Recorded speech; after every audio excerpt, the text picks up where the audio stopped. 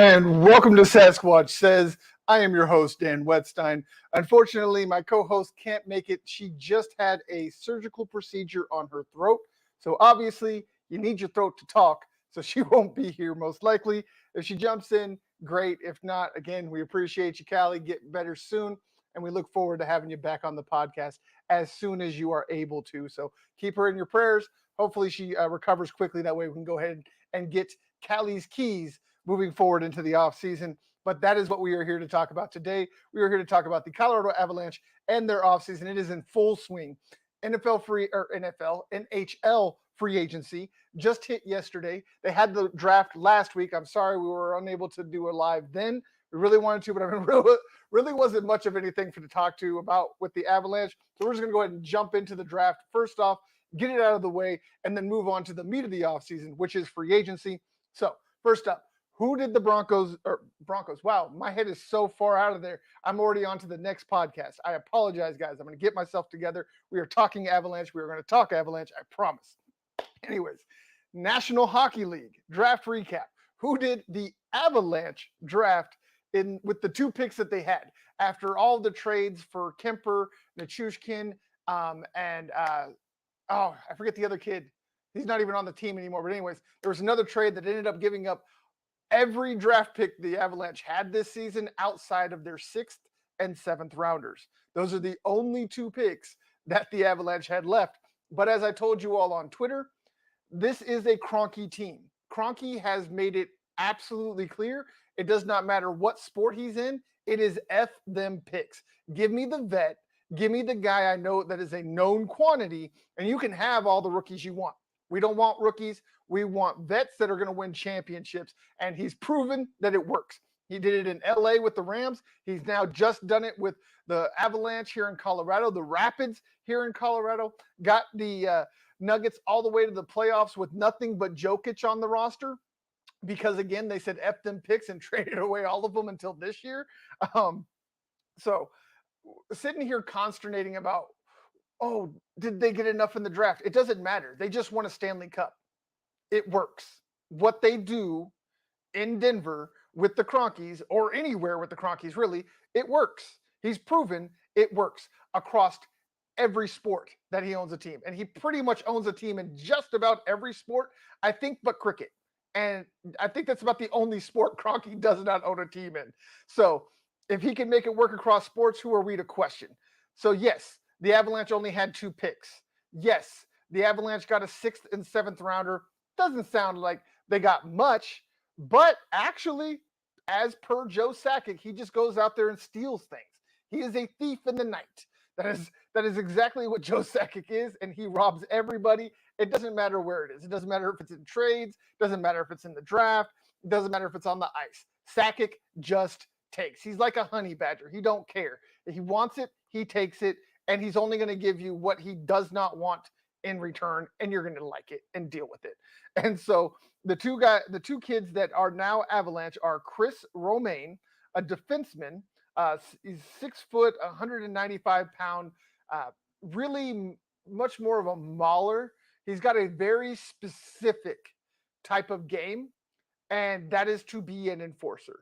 He is going to be that next wave of the Big Z's and the Jack Johnsons and players of that nature. He's that old school goon that's just there to be a big physical presence on your 3rd or 4th line to knock around the guys that tick you off in the middle of the game that might go after your star like Nathan McKinnon, et cetera. Essentially, he is the future replacement of McDermott.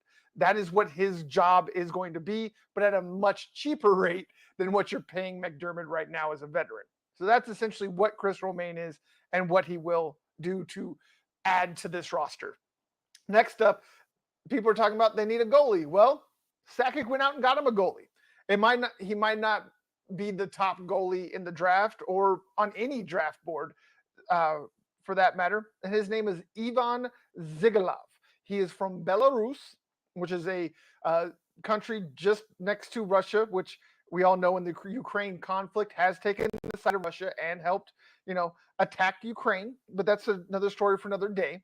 That's just telling you where he's from, and so that you know are giving you context of where he's from and type of environment that he grew up in.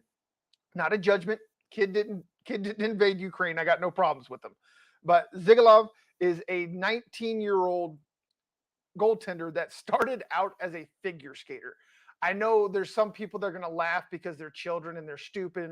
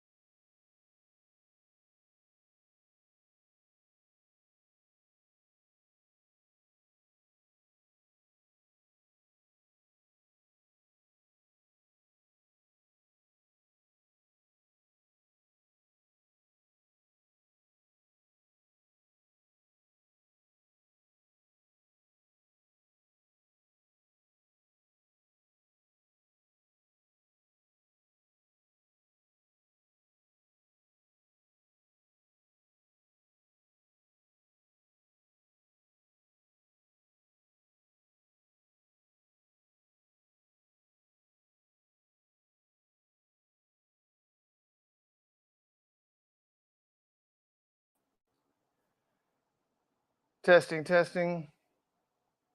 I think I'm in here, guys. I apologize.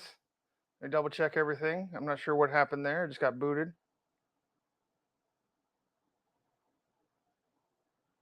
Testing, testing.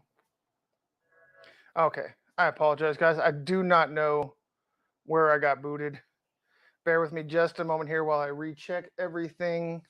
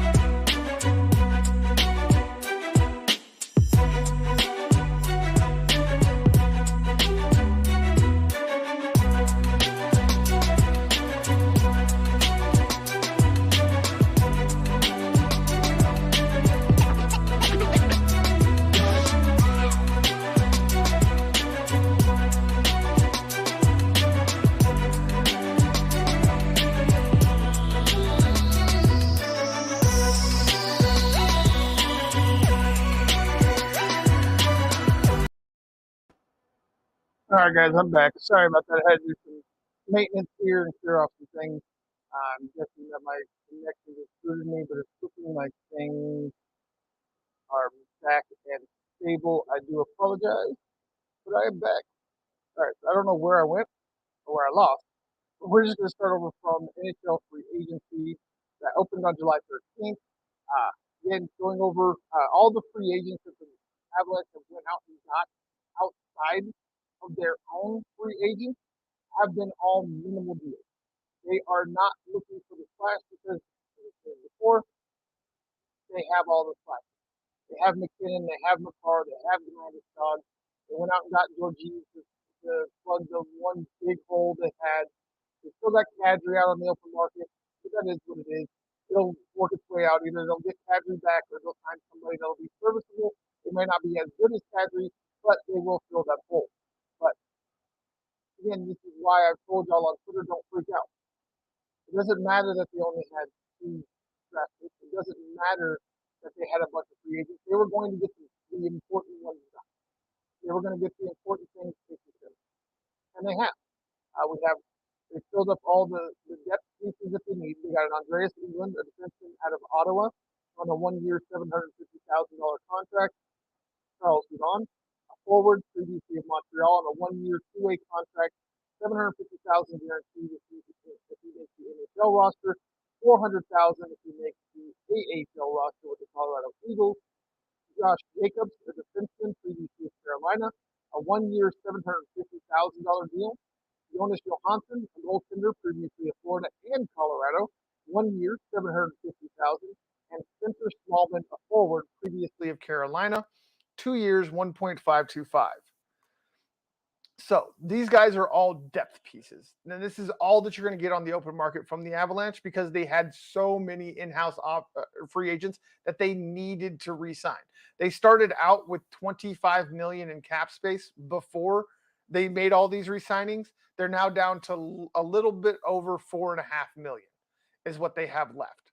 So it's either a couple of more basement signings or they go out and blow the whole wad, which is not going to happen with Joe Sakic. He likes to have flexibility, especially in season, to make trades, make signings, and be opportunistic like he was with Ben Myers and things of that nature. So they're not going to just blow it all on one guy. So look for them to continue this. If you see any other signings outside of what's happened now, they're all going to be minimal signings. Maybe a trade happens where they, give up a Sam Girard or something that you see, but it's a possibility. That's really the only other big splash that has a chance of happening at this point. Then there's the big trade, Alexander Georgiev, the goaltender from the Rangers, for draft picks. The Avs sent their 22 third and fifth round picks, that's this year, and next year's third round pick, and then signed Georgiev to a 3 year, $10.2 million contract. Now, Alexander Georgiev is a bit of an anomaly. He would be the answer. I say that very loosely. Um, he hasn't had the greatest career, but also hasn't been the worst. Uh, would you say he is an elite goalie? No. Would you say he is a serviceable goalie? Yes, but he is small. Uh, that's my biggest issue with him. He's 6'1", 178 pounds. That's very, very small for a goalie, as we just talked about earlier with Johansson, who is 6'6", very big and perfect size. Gives you the contrast of the differentiation. Now, he has had some good moments, like in the playoffs. He went 0-1, but had a 204 goals against and 935 save percentage. So this is the only two games in the playoffs that he's ever had. He's 0-1, again, with 204 goals against average, 935 save percentage. And then in the 21-22 season, he played 33 games, started 28, had a 15-10 record, a 15-10-0-2 record, to be specific, 832 shots against, 85 goals against for a 2.92 goals against average, and an 898 save percentage with 2 shutouts and 1,747 minutes. In his career, he has a 2.94 goals against average and a 908 save percentage with 8 shutouts in 117 in schedule. So, is he elite? Again, no, but he is serviceable. These are essentially the same numbers as Darcy Kemper, but from a much younger kid. He's only 26 and at a much lower salary. As we stated, Darcy Kemper just got $4.5 million from Washington. Sorry, guys, this is like I am driving me nuts. How are you going? Anyway, they got this man for 3 years, $10 million, which is a little over an almost $2 million savings from Kemper, from a kid that's 5 years younger, and essentially has the same stats on much worse teams than Kemper has been on outside of when he was in Arizona at their worst. So Georgie, he's supposed to be the guy in New York. He's supposed to be that the next big thing. He started out his career not too badly. His first real season back in 2018, 2019, was he ended up with a 291 goals against average, a 914 save percentage. His best season came in the 2021 season, where he had a smaller sample size, 19 games, 271 goals against average, and 905 save percentage. So, looks like he's exactly the mold of the goalie that Sasquatch is for. A guy that gives up less than 3 goals a game on average and has a save percentage somewhere around 90%. That seems to be the perfect, I don't know, measuring stick, the best word, or best phrase I can come up with at this moment, uh, for goalies when it comes to Sasquatch. It just seems like as long as they give up less than 3 goals and save at least 90% or right around 90% of the goals or shots that come their way, that's all he cares about. And again, these are almost identical to Kemper's stats before he came to Colorado. So it looks like they just kind of went par for the course, got the younger, cheaper option, and they're going to make it work from there. And with Francouz, when he played in the playoffs, he's been good enough. That's all that Sasquatch wants. He said it a million times. The Avalanche don't need an all-time goalie. They just need a guy that's good. That's all it is. It's all season. So, moving on from there, these are who's going to be leaving the Avalanche. Those are free agents Nicholas Abe-Kubel, forward. He went to Carl Maple Leafs on a 1-year, $1 million deal. That's the one that kind of seems to feel that the Avalanche could have given him that deal instead of the Spencer Smallman deal, but I mean they're kind of really the what, and you got one guy for 2 years, 1.5 million, as opposed to one guy for 1 year, 1 year. So I get the numbers and the kind of what the Avalanche have to do. They have edges. And that's really what Sakic is doing this year. All of his big moves have come to fruition. He won his Stanley Cup.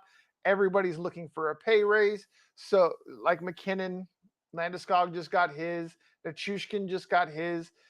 The list goes on and on. You got to keep paying it forward. But you also got to find ways to pay those guys which you take away from the back end of the roster. You take away from the guys like Abe Kubel, Burakovsky, Kemper, etc. You end up losing those depth pieces because somebody else is willing to pay them more money than you are to pay them. Which is exactly what happened with Andre Burakovsky. The Ford, he went to Seattle, he's going to Philip Grubauer and a couple other guys on a 5-year, $27.5 million deal. That was not going to happen in Colorado. They were not going to give Berkey that type of a deal. He just had not earned it. But the Kraken expansion team is desperate to catch up anybody that might be able to help the culture. And I think that's really what they're doing for a veteran that's been on a very good team, that just want to play, just want to finish up, to come in and teach these young guys how to win. So that's what they're paying for more than the production. Even though Berkey is a great player, we loved him here. He had his moments, but just could not make that fit under the cap with still needing to pay Nathan McKinnon. Darcy Kemper, as we spoke about briefly earlier, goaltender, ends up going to the Washington Capitals for 5 years, $26.25 million. Again, was not going to happen. That contract is going to age so bad. All the power to Darcy. Get your bag, homie. I'm not hitting on you. Please understand, I'm only talking about from a franchise perspective. That is probably one of the dumbest contracts that we've seen signed this offseason. There's always dumb contracts, and this is one of them. A 5x5 for a 30-plus-year-old goaltender that's never been great. He's always been okay. He's never even really been good.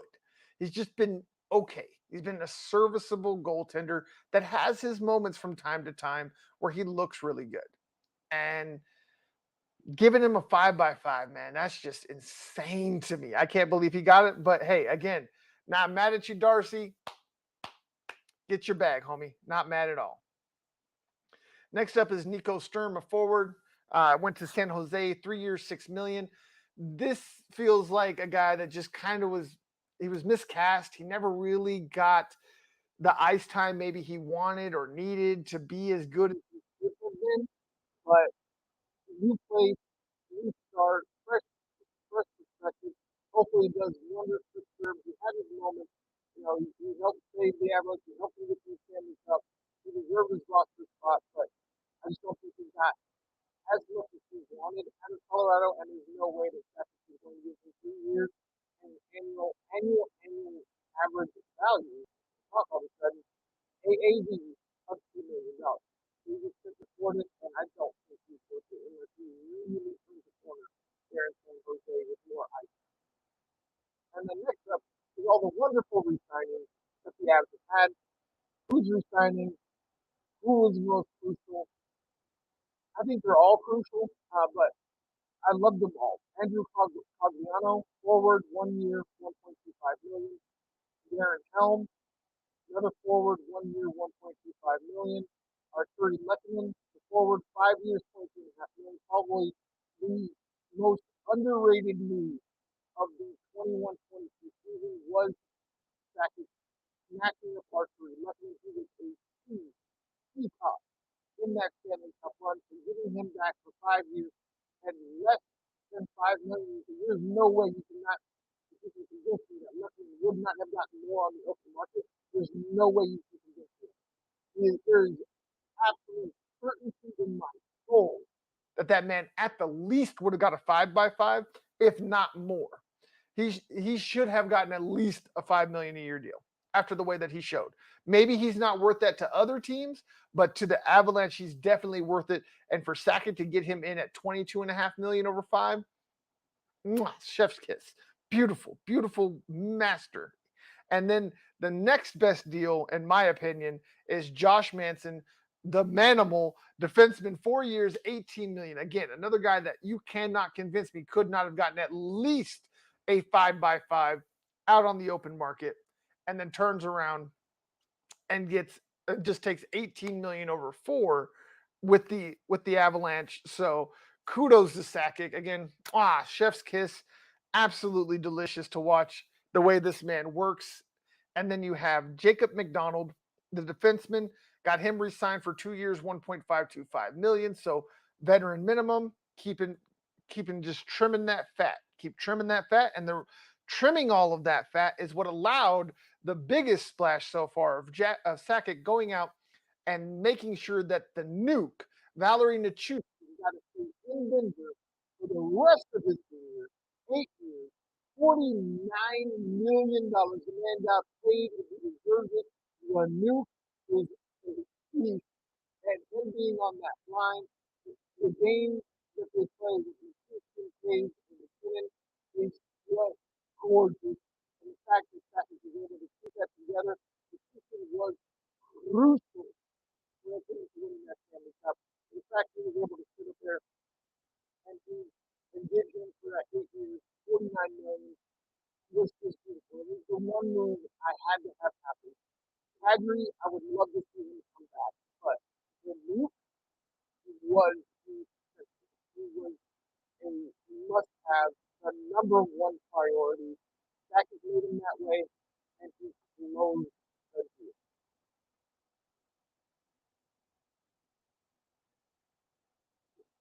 So, just checking to see if I have any comments. Want to make sure nobody thinks that I'm ignoring them. Here, good. So, yeah. Always make sure if you are here, hit that like button, hit the subscribe button, depending on where you are, whether it's Facebook, YouTube, Twitch, Twitter. Make sure you're liking, you're subscribing, you're following. Hit all the red buttons, launch all the news so we can clear the path and build this thing right and give you all the content you deserve. And remember, everything is priceless for us. It's free. If you hit some buttons, hit some bell icon, that way you're notified every time we go live, and that way you don't miss a moment of the Sasquatch Squad. So, next up, we have the NHL schedule release. We have not got to talk about this yet because we have not had a live schedule was released. So, first off, I wanted to talk about the fact that the Avalanche are going up against the Blackhawks. I don't know about you all, but this feels like too much of a forced rivalry at this point. Like, the Blackhawks have not been good enough to make this a rivalry. The reason the rivalry happens, the reason why the Red Wings and the Avalanche have so much of a rivalry, despite the fact that they really aren't that close, was the fact that the Red Wings are good. But yes, the Blackhawks have had their moments, but at this point, it's just a mollywop. Like, please do something else. Like, I would have loved this season, open the season against Edmonton. How was that not season goal? After the way that series went, like, seriously, how do you not have them open up the series this season against or any of their postseason opponents? The Blues, the Panthers, or not the Panthers, sorry, the Predators, Edmonton, heck, even Tampa. Oh, I don't know what that was. Sorry, guys. But yeah, even Tampa would have made more sense. So to me, this is a forced rivalry. This is not a rivalry anymore. Let me know your comments. Guys. Let me know if this is something you enjoy. It's not just about me, what I want. I want to hear what you guys think. I don't want to be in a vacuum. I don't want to be in a vacuum. But tell me what you feel. Tell me what you really feel. I don't care. You're not going to hurt my feelings.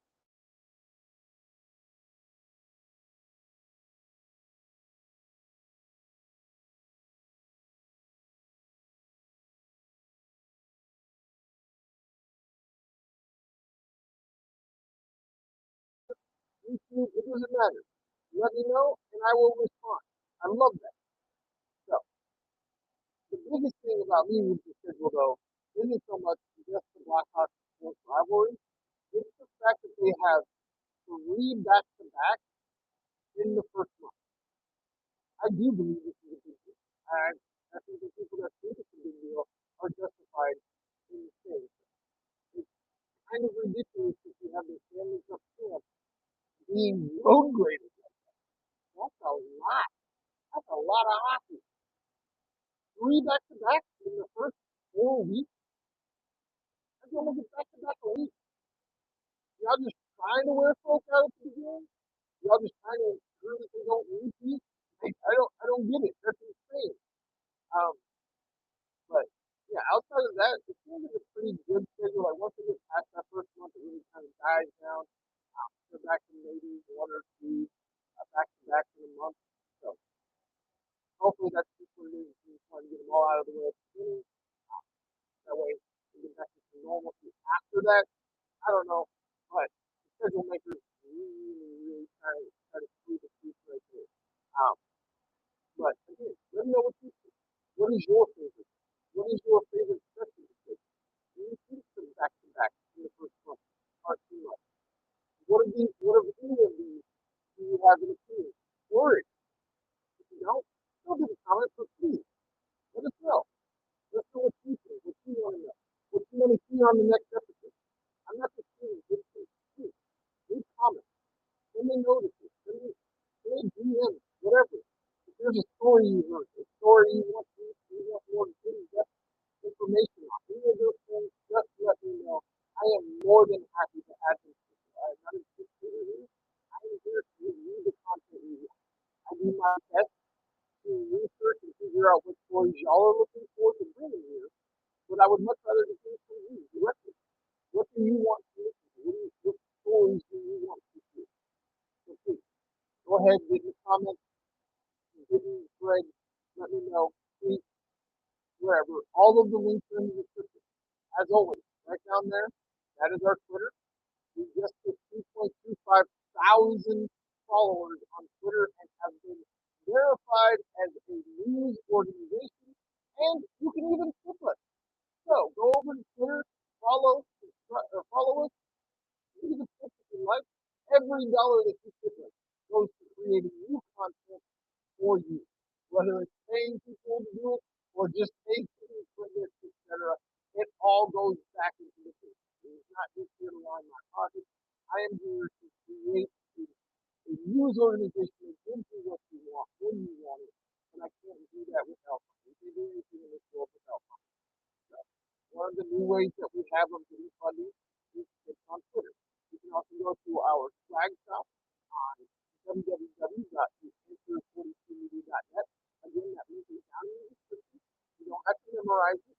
Just go on down there, open up the description, and all the links to all of our socials, including our website, are right there. You just click on them, take you straight to the home page, hit the like and follow button, and the bell icon, so that way you can go ahead and be notified again every time we go live.